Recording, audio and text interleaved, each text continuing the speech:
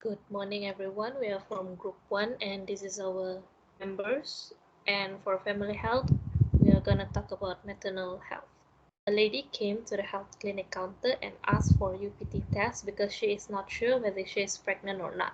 As we are having field attachment posting in one of the health clinic in the district, outline how this case should be handled at the health clinic levels. When a woman comes to the clinic to further confirm that they are pregnant, usually they will first check using self-pregnancy tests at home. Then they will go to the clinic for further inquiries.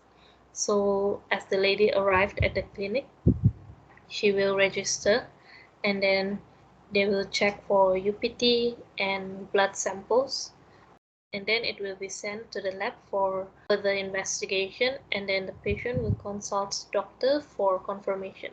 So if the pregnancy test is positive, the woman will be given next appointment. If she is confirmed pregnant, what is the next step she needs to do until she delivers? Once pregnancy is confirmed, she needs to register herself to the nearest health clinic, which is Klinik Ibu dan Anak, for early antenatal care, which is at the first trimester, because it is important to screen women for any risk factors, identify bad obstetric history, and manage women with medical complications which may have bearings on the progress of pregnancy and its outcome. So upon registration, she will be receiving a maternal and perinatal health book in order to keep her health record throughout her pregnancy period. So it is this one, the pink book they call. Then the nurse in charge in the clinic will have to measure her blood pressure and then draw out blood for full blood count purposes and urine tests to assess is there any kind of risk or problem regards to her pregnancy. So if all her reading is normal, she will be tagged with white tag, indicating a normal, healthy, and uncomplicated pregnancy, which will also her frequency of visits will follow the recommended schedule below.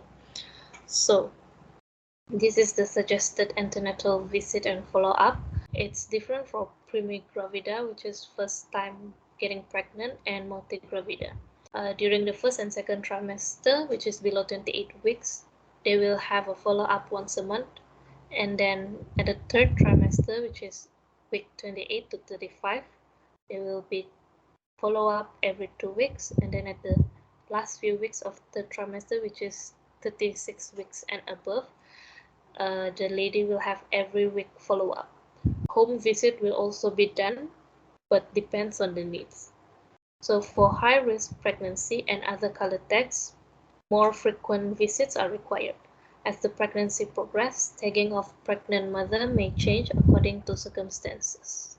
On her first visit, there certain information will be recorded, which is the detailed menstrual history, the medical history, past obstetric history, family history, and also socioeconomic background. And then there will be physical examination. There will be laboratory investigation. During the subsequent visits, they will be taking hemoglobin level monthly, and then they will ask relevant symptoms or problems if arise, and then they will check for weight and blood pressure, also urine for any protein or glucose, and then SFH, which is the symphysial fundal height, and then assess lie and presentation of fetus after 36 weeks. There's few things a pregnant lady must take to make sure they and their baby is healthy. So first, having the nutrition and nutritional supplements, counseling about healthy eating and keeping physically active during pregnancy to prevent weight gain. And then if undernourished population, nutrition education and protein intake is recommended to prevent stillbirth and low birth weight neonates. And then there's few supplements that is recommended to take, which is iron and folic acid to prevent maternal anemia and low baby birth weight, and then calcium to reduce risk of preeclampsia, and then vitamin A to prevent night blindness, zinc, and this is not a recommended supplement, which is vitamin B6, E, C, and D. Next, preventive measure that should be taken, by taking antibiotics for ASB, which is asymptomatic bacteriuria, and recurrent urinary tract infection. Also taking anti-D immunoglobulin for Rh positive babies in Rh negative mothers, and then prevent helminth infection and malaria, give necessary vaccines such as tetanus toxoid vaccine and influenza vaccine, give primaquine to prevent relapse of Plasmodium vivax and Plasmodium ovale, oral pre-exposure prophylaxis to prevent HIV. Next will be the antepartum fetal monitoring and surveillance. So first, fetal monitoring during antepartum period consists of fetal growth and fetal well-being. For fetal growth, first there will be symphysiofundal height tape measurement performed at 22 weeks can be an early indicator of impaired fetal growth, and then also maternal weight gain. She will be weighed at every antenatal visit. And then next there will be ultrasound scanning to scan for dating, a parameter taken before 24 weeks, and then there will be serial scan done 2 to 3 weeks for fetal growth assessment. So this is usually done if there's suspect of intrauterine growth retardation or other disorders. And then fetal monitoring. Fetal kick chart, indirect tool for monitoring fetal well-being. So record the fetal movement from 28 weeks. So there should be more than 10 kicks in 12 hours. If less, they should be reported to any health facilities. There will be fetal heart auscultation from 24 weeks.